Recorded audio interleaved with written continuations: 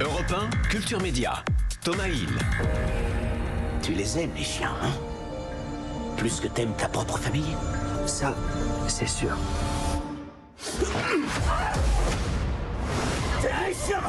Sale petite merde!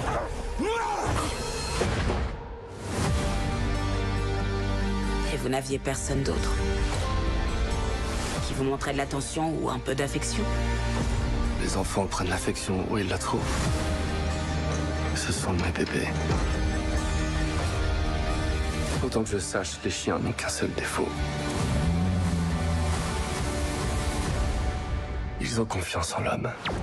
Dogman de Luc Besson qui est notre invité ce matin. Et je le dis tout de suite, le film est beaucoup moins violent que ce que peut laisser penser la bande-annonce. Moi, je craignais de voir un film très dur avec des chiens qui découpent en pièces des humains. C'est pas du tout ça. Très honnêtement, c'est un peu planté sur la bande-annonce en fait. Mais oui, c'est ce que je me suis dit aussi en voyant parce le que film. nous, le film est pas violent du tout. Enfin, il est poignant. Même des ados peuvent aller le voir sans problème. Oui, il n'y a pas d'interdiction. Il n'y a pas d'interdiction. Mais on n'a pas mesuré en fait. Vous y êtes allé, vous avez envoyé. Oui, c'est vrai qu'il y a pas mal de gens qui disent ça a l'air violent et tout, mais je rassure tout le monde, on peut y aller même 10, 11 ans. C'est même poétique par moments. C'est très poétique, c'est plutôt tendre en fait. Et émouvant, ouais. Mais comme quoi, vous voyez, on peut faire des films, mais on n'est pas forcément bon en. C'est un autre métier. C'est ça. Et le point de départ de l'histoire est vrai. C'est un petit garçon rejeté par sa famille, élevé par des chiens. Et puis à partir de là, vous avez imaginé une sorte de conte, de fable, avec ces chiens qui comprennent parfaitement le petit Douglas. Ouais, il y a un petit côté Forrest Gump en fait. Il a 1000 vies, ce gamin, et on va retracer en fait tout ce qu'il a pu vivre. Il joue 5, 6, 7 personnages dans le film. Et puis il y a cette meute de chiens qui l'aiment inconditionnellement et qui lui apprennent à aimer en fait. Et en fait, il devient un homme bon grâce à des chiens. Je trouvais ça intéressant. Et dans toutes les fables, il y a une morale. C'est quoi pour vous la morale de cette histoire? C'est qu'il vaut mieux faire confiance aux animaux plutôt qu'aux humains? Non, je pense Qu'est-ce que vous avez voulu dire avec ce film? Je pense qu'on a tous, on a un point commun tous, tout le monde, c'est la souffrance. On a tous souffert d'une façon ou d'une autre. Qui a regardé le Covid pendant 2 ans, on a tous pris un petit coup sur la tête. Et c'est surtout comment on s'en sort de ça. Est-ce qu'on choisit le bon chemin? On choisit d'être meilleur malgré la souffrance? Ou est-ce qu'on devient un vengeur, on devient un méchant? Et le film, la morale du film, c'est qu'il choisit le bon côté. Et que c'est un être aimable, en fait. Oui. On pense qu'au début que c'est un peu un monstre, mais en fait, c'est tout l'inverse. Les monstres sont autour. Et la personne aimable, c'est lui. Et lui, il est joué par un acteur incroyable, Caleb Landry Jones, que je ne connaissais pas du tout, personnellement. Prix d'interprétation à Cannes, quand même, pour le film Nitram, c'était en 2021. Il y a un petit côté Joaquin Phoenix dans Joker, on y pense forcément en voyant le film. Ouais, c'est un peu, en même temps, c'est l'inverse. C'est drôle parce que le Joker, c'est la fabrication du monstre. D'un méchant, c'est un méchant. Et là, c'est vraiment la fabrication d'un gentil. Donc, vous avez tout de suite pensé à lui ou vous avez écarté d'autres pistes? Non, je savais par contre, quand le script a été terminé, le film n'est pas possible à faire. Voilà, c'est juste impossible. 5-6 personnages avec 100 chiens toute la journée, on n'y arrivera pas. Et je me suis dit, il faut vraiment que si je trouve pas l'acteur, il faut pas le faire.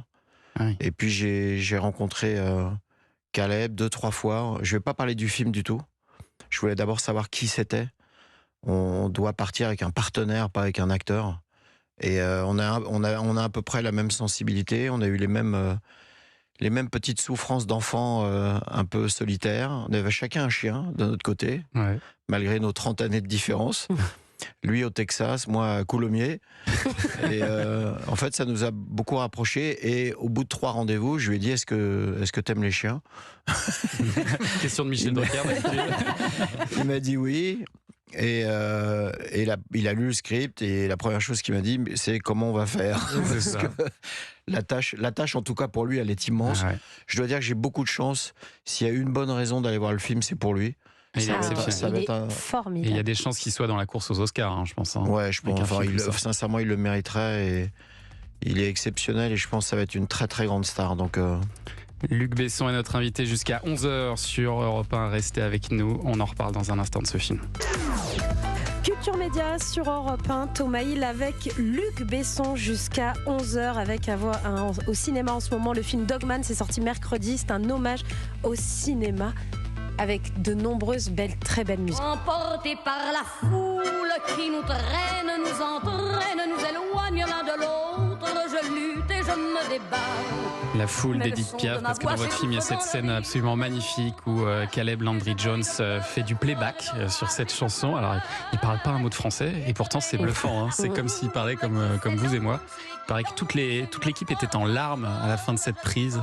Ouais, ça c'est sûr. Mais dans les salles aussi, hein. C'est une scène très poignante.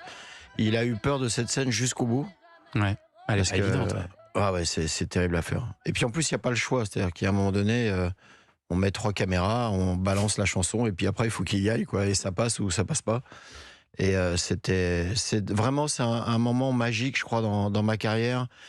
Il y a quelques moments comme ça où je me souviendrai toute ma vie et ça fait partie de ces moments-là quand même. C'était juste hallucinant. Magique. Ouais. Et puis alors les autres acteurs principaux du film, hein, ce sont évidemment les très nombreux chiens. Il y en avait combien au total? Plus d'une 115. 115 chiens. Ouais. Ça a dû être un enfer pour les faire jouer. Non, c'est facile. Ça a dû coûter une fortune en canigou. Oui, c'est sûr. Non, ce qui est drôle, c'est vous imaginez un anniversaire d'un enfant de 10 ans qui vient avec 60 copains tous les jours. Voilà, c'est à peu près ça, parce que c'est incontrôlable. C'est horrible. Il faut juste aller avec et puis essayer d'organiser les petits miracles pour que les chiens puissent vous donner de l'émotion. Il y en a un qui a contribué énormément, c'est Caleb avec sa voix.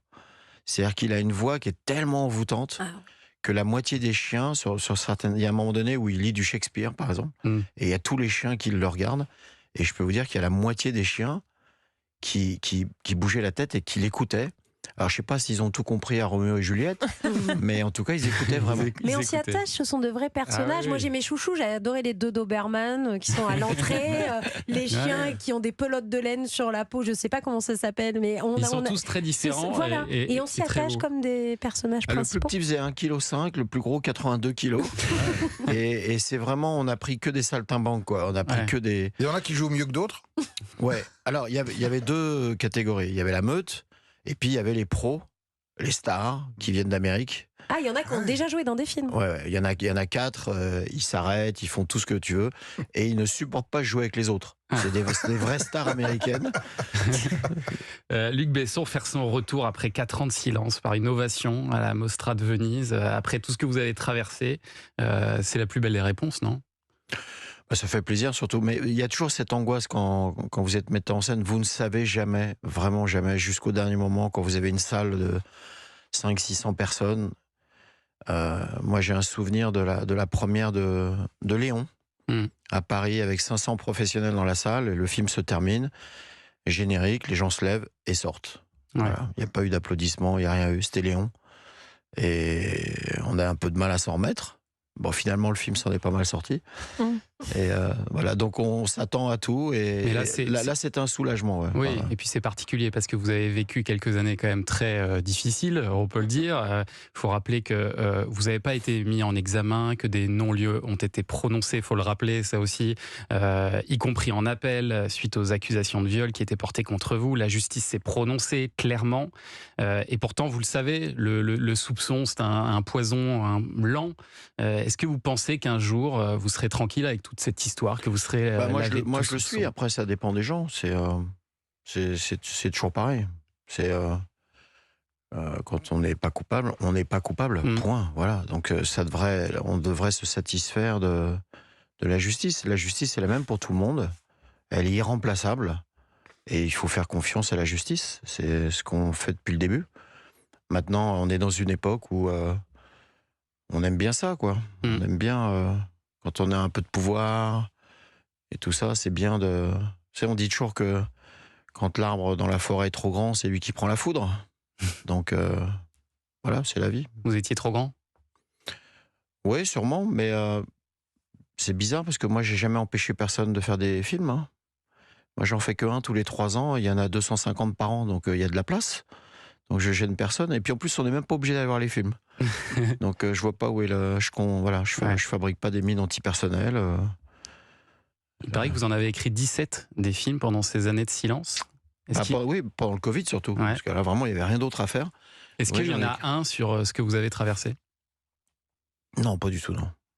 Et est-ce que celui-là, Dogman, il n'est pas un peu inspiré d'une certaine manière de votre vie aussi, quand on, Ça, vous quand êtes on voit ce peut-être personnage solitaire? Vous êtes peut-être mieux placé que moi, en fait, parce que moi, je m'en rends pas bien compte. J'ai fait comme d'habitude, moi. J'ai fait avec mon cœur, avec Ouais. ma tête, et j'ai surtout travaillé comme un artisan. J'aime bien faire les films à la main. Et je fais un beau meuble. Ouais. J'y mets beaucoup de soin. Voilà, peinture laquée, 17 couches, avec que des techniciens qui sont des cadors. Et on essaye à chaque fois de faire un vrai bel ouvrage. Et on les fait un par un. Voilà, il y en a 20 pour l'instant. Celui-là, en Donc tout c'est cas, pas est Ikea. particulièrement réussi. C'est pas du Ikea, non. Le 20e s'appelle Dogman, il est en salle depuis mercredi. Luc Besson, vous êtes l'invité de Culture Média jusqu'à 11h. Et dans un instant, on va parler théâtre avec Marie Jiquel. À tout de suite sur Europe.